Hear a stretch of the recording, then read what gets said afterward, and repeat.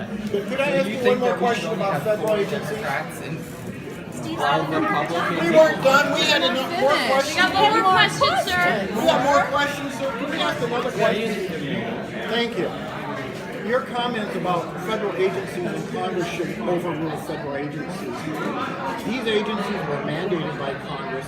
We bring in the experts in the world. We have federal employees that dedicated their lives. I've sat on these rulemaking decisions on agencies. They're basing it on science, not a lobbyist, not money coming in, not somebody telling you what to say. You do not. You're a physician. I appreciate that. You probably have a better understanding of science than most people in Congress. But you're not a toxicologist.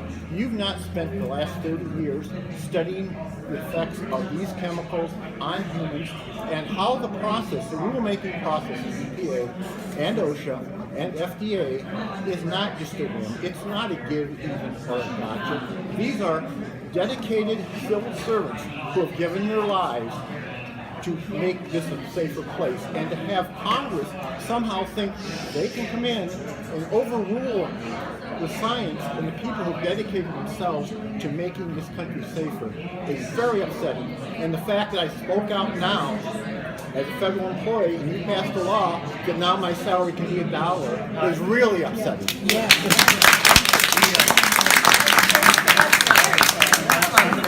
I would say in the last 50 to 60 years, Congress has turned a lot of that authority over to the agencies. They have. There's no doubt about it. And we appreciate experts. It's like when a young high school or college kid says to me, I'd love to run for Congress someday. What should I do? I tell them something else. Do something else first, at least. Bring something to the table where you have some real world experience on the things that you're doing. And so, but you're right. And I look at when I was a kid, you look at the smog and you look at pictures of LA, for example. My goodness. And I can remember the little kid, people just littered all over the place. And that was a big campaign to just get litter off of our streets.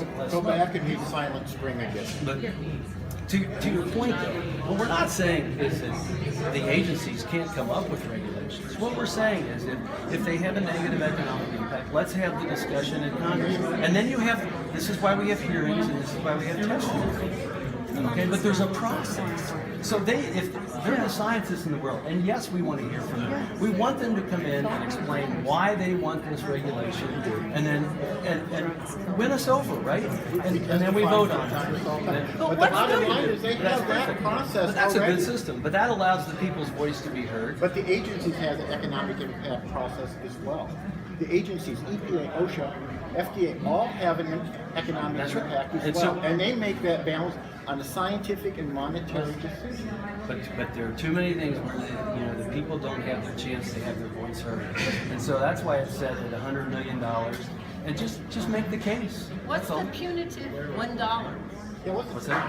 What's the punitive $1 for your salary?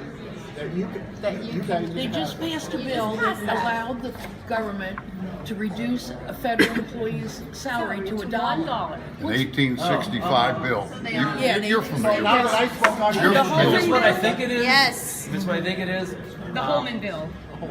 I'd have to check on the details of that, but I think it's because I heard the president-elect say that he has to take $1. But he's not. No. He's taking a salary at all. I'll look it You up. vote for the Holman bill. Yeah, I'll have to look up the details of that. No one's going to have to be forced to work for $1.